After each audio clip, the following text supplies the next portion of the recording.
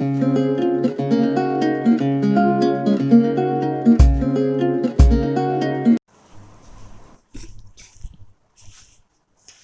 Friends, स्वागत है आपका आपके अपने कॉलेज बुक चैनल पर।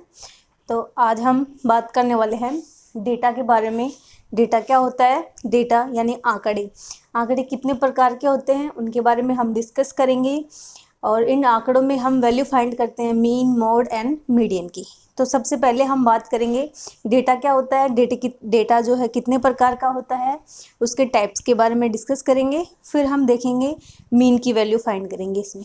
तो पहले हम बात कर लेते हैं डेटा यानी कि आंकड़े। तो देखो, जो आंकड़े होते हैं वो दो टाइप के होते हैं। पहला हमारा होता है एन ग्रुप डेटा और दूसरा होता है ग्रुप डेटा।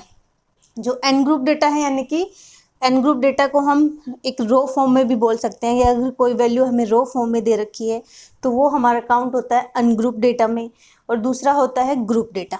अब देखो, जो ग्रुप डेटा है हमारा, ग्रुप डेटा भी दो टाइप का होता है। फर्स्ट है डिस्क्रीट फ्रीक्वेंसी डिस्ट्रीब्यूशन और दूसरा है हमारा कंटिन्यूस फ्रीक्वेंसी डिस्ट्रीब्यूशन। तो डिस्क्रीट यानी कि विविक्त बारंबारता, और जो कंटिन्यूस है वो हो जाएगी सतत बारंबारता। तो अनग्रुप डेटा क्या होता है, पहले हम उसके बारे में देख लेते हैं कुछ एग्जाम्पल के थ्रू। फिर हम डिस्कस करेंगे जो हमारा ग्रुप डेटा है, ग्रुप डेटा कैसा होगा, और उसके अंदर भी discrete frequency and continuous frequency, इन दोनों के बारे में डिस्कस करेंगे। तो देखो, पहले बात करते हैं किसकी, ग्रुप डेटा की। तो जो आपका अनग्रुप डेटा है, अनग्रुप डेटा यानी कि सीधा लिख रखा है उसमें रो डेटा टाइप में, यानी कि हमें जैसे भी कोई भी वैल्यू दे दी, वो वैल्यू या तो रो फॉर्म में होंगी, या फिर ऐसा हो सकता है कि जैसे कि एक एरिया है, उस एरिया के अंदर 20 घर हैं, या फिर एक कॉलोनी है, कॉलोनी में मानो जैसे कि 10 घर है हमारे पास, उन 10 घर में लोगों की संख्या डायरेक्ट काउंट करना आपका, तो 10 के अंदर हम लोगों की संख्या काउंट कर सकते हैं। या फिर आपको कुछ इस टाइप से दे दिया जाए नंबर, जैसे कि 2 4 6 3 1 2 9 4 6 7 8, ये कुछ वैल्यू दे दी हमें। अब देखो, ये जितनी भी वैल्यू हैं आपकी सारी, इसके अंदर कुछ नंबर ऐसे हैं जो रिपीट भी हो रहे हैं, कुछ नंबर हमारे पास ऐसे हैं जो सिंगल टाइम आ रहे हैं। तो जो आपका अनग्रुप डेटा है, अनग्रुप डेटा के अंदर आपको रो फॉर्म में वैल्यूज़ मिलेंगी, सारी की सारी रो फॉर्म में होंगी। और दूसरा, अंदर इसमें वैल्यू रिपीट भी हो सकती है, सिंगल टाइम भी आ सकती है, अलग अलग भी आ सकती है। तो इस फॉर्म में आपकी जितनी भी जो वैल्यू होंगी वो अनग्रुप डेटा होंगी, या फिर वो ऐसे भी हो सकती हैं, कितनी हो, आगे आप चाहो तो लगा लो 10 9 2 5। तो ये जितनी भी डेटा है आपके पास, ये जो डेटा दे रखा है, ये एक डेटा है हमारे पास। ये जो डेटा है, इस डेटा को हम क्या बोलेंगे, अनग्रुप डेटा। या फिर ये देखो, सारा एक रो फॉर्म में दे दिया, रो फॉर्म में है तो ये हो जाएगा हमारा अनग्रुप डेटा। या फिर ऐसे बोल सकते हो कि 5 फैमिलीज़ हैं, उन 5 फैमिलीज़ के अंदर बच्चों की संख्या है, बड़ों की भी है, और जो यंग लोग हैं उनकी संख्या है, उनका जो नंबर है वो सारे के सारे किस में काउंट होंगे, अनग्रुप डेटा में, क्योंकि उसके अंदर सेम एज के भी मिल जाएंगे, अलग अलग एज के वैल्यू के भी मिल जाएंगे सारे। तो वो क्या हो जाएगा आपका अनग्रुप डेटा। ठीक है, तो इस फॉर्म में जो भी डेटा आपके पास होगा, सिंपल या फिर एक रो फॉर्म में जो भी डेटा होगा वो होगा हमारा अनग्रुप डेटा। ठीक है, अब हम बात करते हैं ग्रुप डेटा। अब देखो, अनग्रुप डेटा है, उसके अंदर हम सिंपल वैल्यू फाइंड कर सकते हैं, इसमें रिपीट हो रही हैं या नहीं, हो भी रही हैं कोई दिक्कत नहीं हो रही है कोई बात नहीं, हम सबको टोटल को काउंट कर लेंगे, और उसके बेस पे हम इसकी मीन, मीडियन या फिर जो मोड निकालना चाहें, तीनों की वैल्यू निकाल सकते हैं। लेकिन बात करते हैं अब हम किसकी, ग्रुप डेटा की। ग्रुप डेटा क्या हो जाएगा, इसके अंदर बात होती है किसकी, फ्रीक्वेंसी की। अब अनग्रुप डेटा में हमें फ्रीक्वेंसी से कोई मतलब नहीं है कि जो 2 है कितनी बार आ रहा है या 3 कितनी बार आ रहा है, हमें टोटल सबको देखना है, सबकी वैल्यू फाइंड करनी है, आंसर निकालना है। लेकिन जो आपका ग्रुप डेटा है, ग्रुप डेटा क्या हो जाएगा, उसके अंदर हमें फ्रीक्वेंसी चेक करनी पड़ेगी उसकी। यानी कि जैसे कि मानो इसके अंदर 2 है, अब ग्रुप डेटा में हमें ये कोई देखना ही नहीं था कि 2 कितनी बार आ रही है ग्रुप में, लेकिन जो ग्रुप डेटा है उसमें हमें उसकी फ्रीक्वेंसी को देखना पड़ेगा कि जो नंबर है आपके पास वो नंबर कितनी बार रिपीट हो रहा है। जो रिपीट हो रहा है वो क्या हो जाएगी, उसकी फ्रीक्वेंसी। तो फ्रीक्वेंसी देखनी पड़ेगी किसमें, ग्रुप डेटा के अंदर। अब ग्रुप डेटा में पहले हम बात करते हैं किसकी, डिस्क्रीट फ्रीक्वेंसी डिस्ट्रीब्यूट, दूसरा हो जाएगा कंटिन्यूस फ्रीक्वेंसी डिस्ट्रीब्यूट। अब डिस्क्रीट फ्रीक्वेंसी डिस्ट्रीब्यूट यानी कि जो विविक्त बारंबारता है वो क्या होती है, विविक्त बारंबारता। अब देखो इसी से ले लेते हैं हम, ये जो वैल्यू है हमारे पास, या फिर मैं दूसरा एग्जांपल लिख लेती हूँ, चलो।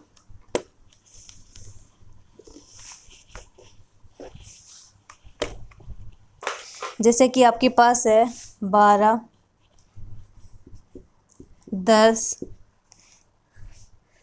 5, 8, 7, 2, 5, 12, 15, 3, 4।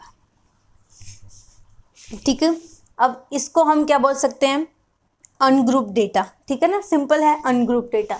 अनग्रुप डेटा में हमें न तो कोई सीक्वेंस से मतलब है, न जो वैल्यू है वो कितनी बार रिपीट हो रही है उससे भी हमें कोई मतलब नहीं। लेकिन जो ग्रुप डेटा है, ग्रुप डेटा में हम पहले तो बात करेंगे उसकी कंटिन्यूअस की, यानी कि नंबरिंग की। दूसरा उसकी फ्रीक्वेंसी के चेक करेंगे कि उसकी जो फ्रीक्वेंसी है वो कितनी बार रिपीट हो रही है। अब ये जो हमारा अनग्रुप डेटा है, इस अनग्रुप डेटा को ही हम चेंज करके लिख सकते हैं ग्रुप डेटा के अंदर। अब ग्रुप डेटा के अंदर इसको लिखेंगे तो देखो आपके पास टोटल नंबर कितने हैं, जैसे कि इसको हम बोल देते हैं XI। या फिर ग्रुप डेटा में डिस्क्रीट ग्रुप डेटा क्या होता है कि जैसे कि जो एग्जांपल बाद में, पहले नॉर्मल ले लो एक बार। चलो, जो है आपका डिस्क्रीट ग्रुप डेटा, इसमें है हमारे पास नंबर ऑफ, जैसे कि हो गया X1, X2 से लेकर XN तक नंबर दे दी, और इनकी फ्रीक्वेंसी कितनी हो गई, F1, F2 so on Fn से। तो ये इनकी फ्रीक्वेंसी हो जाएगी X1, X2, XN। तो टोटल आपके पास क्या हो गए, नंबर हो गए, और ये क्या हो गई, उसकी फ्रीक्वेंसी होगी। अब इसमें देखो हमारे पास नंबर कितने हैं, X1, XI नाम दिया इनको सबको। तो यहाँ पे आपके पास कितने हैं,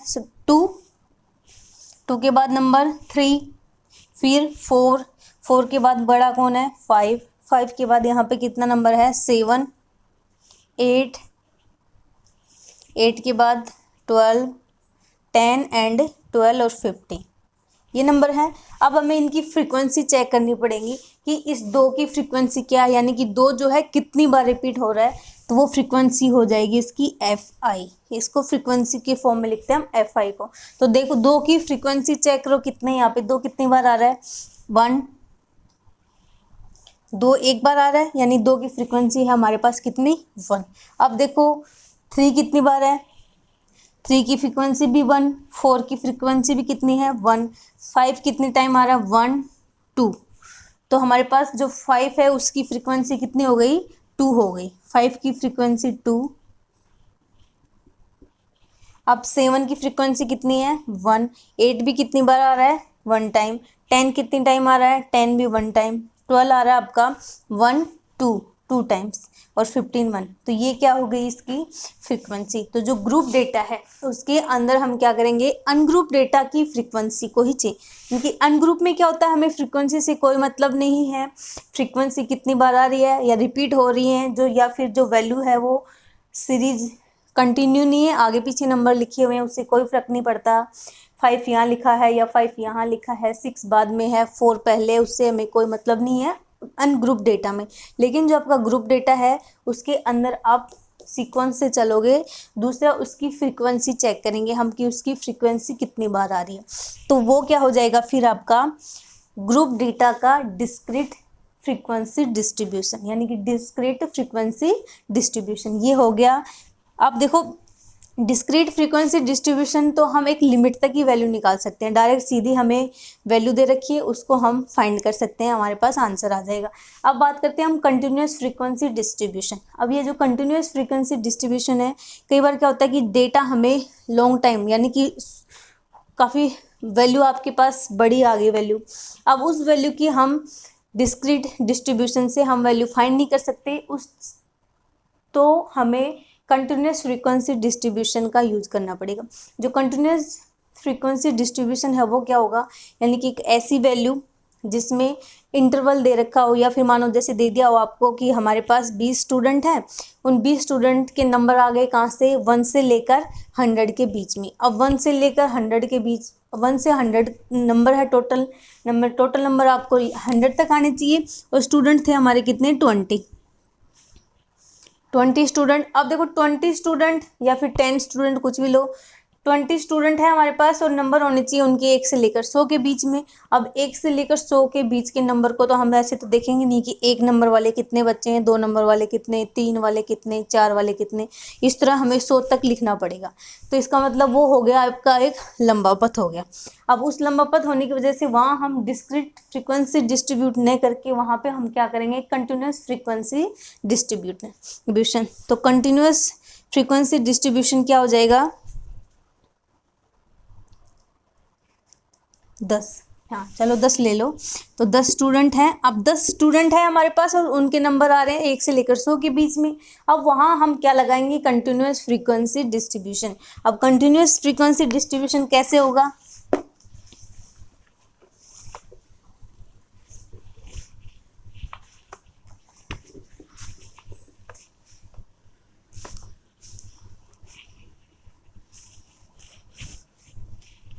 तो कंटिन्यूस फ्रीक्वेंसी डिस्ट्रीब्यूशन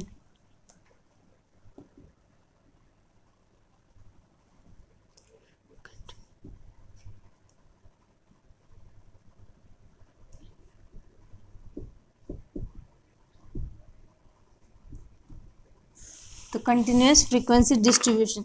अब अगर नंबर आपको यानी कि 1 से 10 तक ही दे रखे हो जब, तो हम सीधा उसमें कौन सा लगा लेंगे, डिस्क्रीट फ्रीक्वेंसी डिस्ट्रीब्यूशन। लेकिन अगर नंबर दे दिया 1 से लेकर 100 तक, 10 स्टूडेंट हैं, 1 से लेकर 100 तक हमें उनके नंबर फाइंड करने हैं कि 10 बच्चों के 1 से लेकर 100 तक नंबर आए। अब हम ऐसे तो देख नहीं सकते, एक यानी कि 1 2 3 से लेकर काफ़ी लंबा हो जाएगा। तो उस कंडीशन पे हम क्या लगाएंगे, कंटिन्यूस फ्रीक्वेंसी डिस्ट्रीब्यूशन। अब कंटिन्यूस फ्रीक्वेंसी डिस्ट्रीब्यूशन क्या हो जाएगा, जैसे हम इसको ऐसे लिख सकते हैं कि हमारे पास 0 से लेकर 10 तक जो आपका हुआ, 0 से लेकर 10 तक मानो बच्चों की संख्या कितनी आई, फ्रीक्वेंसी हो गई 4, 0 से 10 तक। अब 10 से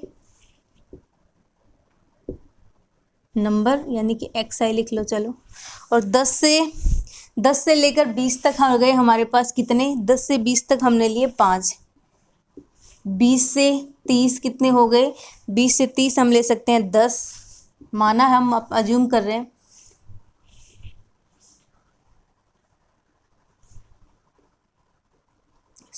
हाँ भी 10। अब 30 से 40 हो जाएगा आपका 12, 40 से 50 हमने लिया 20, 10, 50 से 60 हमने ले लिए 20, 60 से 70 20, 70 से 80 7 नंबर आए हैं, 80 से 90 8 और 90 से 100 4। अब देखो ये हमने वैसे तो आपको बुक में एग्जाम्पल डायरेक्ट सीधी वैल्यू मिल जाएगी उसके हिसाब से। अब हमने ये अज्यूम किया, हम अपने अकॉर्डिंग मान के चल रहे हैं कि हमारे पास स्टूडेंट थे कितने 10 और उनके नंबर कितने आने चाहिए थे 1 to 100 यानी कि 100 के बीच के नंबर। तो हमने इनको इसी तरह अरेंज करके लिखा है कि टोटल स्टूडेंट 1 2 3 4 5 6 7 8 9 10 यानी कि नंबर ऑफ स्टूडेंट तो कितने हो गए हमारे 10 और उनके टोटल नंबर कहाँ तक आने चाहिए 100 तक। तो इन सब का अगर हम सम करते हैं तो हमारे पास कितना आ रहा है 100। तो ये चीज़ ध्यान रखना आप लोग। वैसे तो आपको क्वेश्चन मिलेगा सीधा तो वो तो डेटा आपके हिसाब से पूरा आ जाएगा, लेकिन अगर अपनी मर्जी से हम कोई एग्जाम्पल मान रहे हैं तो हमने 10 स्टूडेंट लिए थे 100 नंबर लिए थे, तो 10 स्टूडेंट तो हमने यहाँ स्टूडेंट की संख्या कितनी हो गई 10 और उन सबके नंबर आने वालों की टोटल संख्या कितनी होगी यानी कि 100 नंबर आए सबके मिला के। तो यहाँ पे देखो हमने यहाँ पे हम डिस्क्रीट फ्रीक्वेंसी कंटिन्यूस नहीं लगा सकते क्योंकि एक हमें देखना पड़ता है 1 से लेकर 100 तक 1 2 3 सबका अलग अलग देखना पड़ता है। तो हमने इसको सॉर्ट करने के लिए कौन सी फॉर्म में कन्वर्ट कर दिया, इसको हमने कंटिन्यूस फ्रीक्वेंसी डिस्ट्रीब्यूशन। और कंटिन्यूस फ्रीक्वेंसी डिस्ट्रीब्यूशन में हमने क्या कि 0 से लेकर 10 यानी कि 1 से लेकर 10 तक नंबर आने वाले बच्चों की संख्या कितने हैं यहाँ पे 4 यानी कि 4 बच्चों के 1 से लेकर 10 तक नंबर आए हैं। दूसरा 11 से लेकर 20 तक कितने बच्चों के 5 बच्चों के नंबर आए हैं 11 से लेकर 20 के बीच तक, 11 से 20 के बीच तक ऐसे 5 बच्चे हैं जिनके नंबर आए हैं।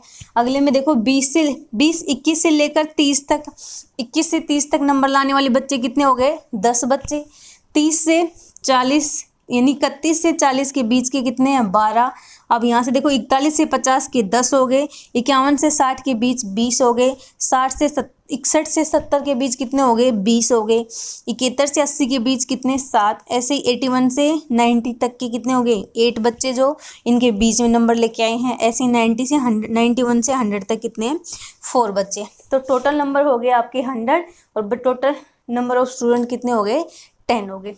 तो यदि हमारे पास ऐसे लॉन्ग क्वेश्चन आता है, लॉन्ग नंबर निकालने हो, तो उस पर हम कौन सा मेथड लगाएंगे, कंटिन्यूस फ्रीक्वेंसी डिस्ट्रीब्यूशन की फॉर्म में उसको कन्वर्ट करेंगे। ठीक है, अब ये था। अब या फिर आप डायरेक्ट अगर आपके एग्जाम में क्वेश्चन आता है वहाँ आपको पता करना होगा कि ग्रुप डेटा है या फिर अनग्रुप डेटा। तो उस कंडीशन में अगर रो की फॉर्म में आपको सीधा क्वेश्चन दे रखा है, इसका मतलब वो है आपका अनग्रुप डेटा।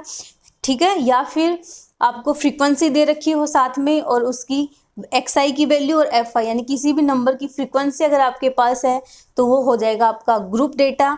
या फिर एक और दूसरा ग्रुप डेटा में भी वो कौन सा, डिस्क्रीट फ्रीक्वेंसी डिस्ट्रीब्यूशन।